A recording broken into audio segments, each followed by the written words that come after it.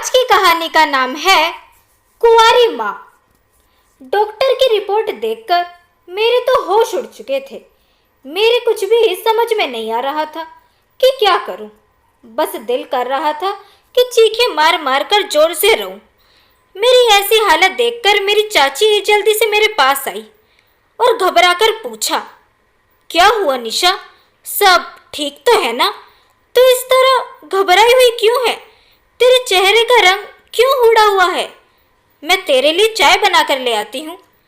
मैंने चाची का हाथ पकड़ लिया और अपने पास बैठा लिया। मैं चाची के कंधे पर सर रखकर जोर जोर से रोने लगी।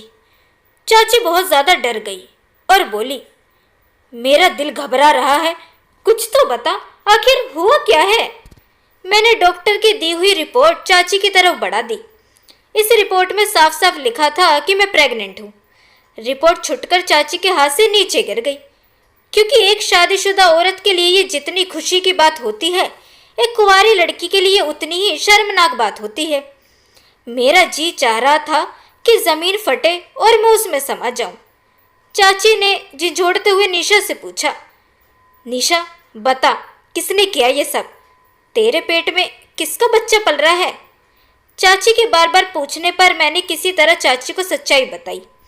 करीब 1 महीने पहले जब मैं अपनी सहेली के घर से लौटकर आ रही थी, तो एक लड़के ने रास्ता पूछने के बहाने मुझे अपनी कार में बैठा लिया था। मैं उसका इरादा समझ नहीं पाई। उसके बाद वह गाड़ी को गलत रास्ते पर ले जाने लगा। जब मैंने उससे गाड़ी रोकने का विरोध किया, तो पता नहीं उसने मुझे ऐसा क्या सुंघाया कि जिसके बाद मैं बेहोश हो गई और मुझे कोई होश ना रहा। इसके बाद वह गाड़ी को सुनसान जगह पर ले गया और मेरे साथ गलत काम किया, और उसके बाद वह मुझे सड़क किनारे फेंक कर चला गया। मैं बेसुध से रोड पर पड़ी थी कि तभी अचानक एक कार आई। उसमें एक पति पत्नी थे। मुझे इस हालत में देखकर उन्होंने मुझे अपनी कार में बिठाया। मेरी हालत ऐसी थी कि वह कौन थे मुझे पता तक नहीं, बस उनका चेहरा नजर आ रहा था, लेकिन वह मुझे घर के दरवाजे तक छोड़कर चले गए थे। मैं चुपचाप दबे पांव कमरे में जाकर लेट गई और अपनी बदनामी की वजह से मैंने ये बात किसी को नहीं बताई। मेरी बातें सुनकर चाची भी रोने लगी। उन्होंने मुझे गले से लगाया और कहा, सब्र से काम ले मेरी बच्ची, जिसने भी तेरे साथ ये जुल्म किया है, भगवान उसे सजा जरूर देगा। उस रात मैं और चाची पूरी रात जागते रहे। चाची रह रहकर मुझे चुप कराती रही। अगर चाची की जगह मेरी सगी माँ भी होती तो ये मुझे मुजरिम ना ठहराती। जरूर तेरा इशारा होगा और तेरा इशारा ही पाकर उस लड़की ने तेरे साथ ये सब किया होगा। मेरी माँ मुझे बचपन में ही छोड़कर चली गई थी और बाप ने अपनी अलग दुनिया बसा ली थी। मेरी चाची ने मुझे अपनी औलाद की तरह पाल पोस कर बड़ा किया था। 2 दिन सोच विचार करने के बाद चाची मुझसे कहा, निशा हॉस्पिटल चलते हैं।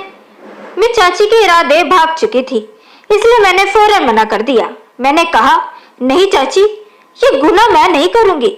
भले ही उस लड़के ने मेरे साथ गुनाह किया, लेकिन इन सब के बीच बच्चे का क्या कसूर है? इस दुनिया में आने से पहले उसे मैं मार नहीं सकती। इस बच्चे को भी इस दुनिया में आने का पूरा हक है। ये मायने नहीं रखता कि उसे कैसे लाया गया है। अब बच्चा मेरे शरीर का हिस्सा बन गया है। मेरी बात सुनकर चाची ने अपना सिर पीट लिया और बोली, निशा ये कैसी बातें कर रही हो? तुझे पता है तेरा बच्चा नाजायज बच्चा कहलाएगा और लोग तुझसे बाप का नाम पूछेंगे तो तू दुनिया वालों को क्या जवाब दे पाएगी? निशा ने कहा, मुझे कुछ नहीं पता चाची, लेकिन मैं इस मासूम को इस दुनिया में आने से नहीं रोक सकती। मैं रोती हुई अपने कमरे में भाग गई और मैंने चाची से बेबसी में आवाज देते हुए कहा, अपने कमरे में आकर, और मैं फूट फूट कर रोने लगी। रोते रोते मेरी कब आंख लग गई मुझे पता ही नहीं चला। जब मेरी आंख खुली तो चाची मुझे आवाज लगा रही थी, निशा जल्दी से उठ, देख तेरे लिए बड़ी खुशखबरी है। मैं जल्दी से उठ बैठी। पता नहीं मेरी जिंदगी में ऐसी कौन सी खुशखबरी आ गई थी जो चाची इतना खुश हो रही थी। चाची बोली, निशा तेरे लिए बहुत ही अच्छा रिश्ता आया है और ये रिश्ता मुझे लगता है भगवान की तरफ से ही भेजा गया है, क्योंकि तू अबॉर्शन कराना चाहती नहीं है तो दूसरा रास्ता यही बचेगा कि तू अब शादी कर ले। और देख, भगवान ने ऐसे ही मौका तुझे दे भी दिया, तेरे लिए रिश्ता आया है। मैं चाची की बात सुनकर थोड़ा हैरान हुई। जब मैं रूम से थोड़ा बाहर निकलकर डाइनिंग रूम में पहुंची तो मैं थोड़ा चौंक गई, क्योंकि रिश्ता लेकर आने वाला कोई और नहीं बल्कि वही कार वाले पति पत्नी थे जिन्होंने मुझे ड्रॉप किया था घर पे और मेरी जान बचाई थी।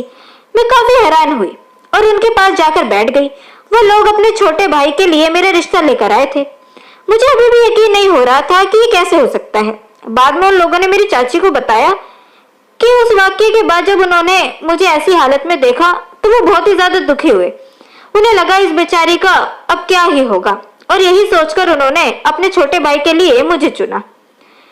चाची ने भी उन्हें निशा के बारे में सब कुछ बता दिया था ताकि उन्हें किसी की तरीके से ऐसा न लगे कि उन्हें अंधेरे में रखा गया है और 1 सप्ताह के अंदर अंदर उनकी शादी भी कर दी गई।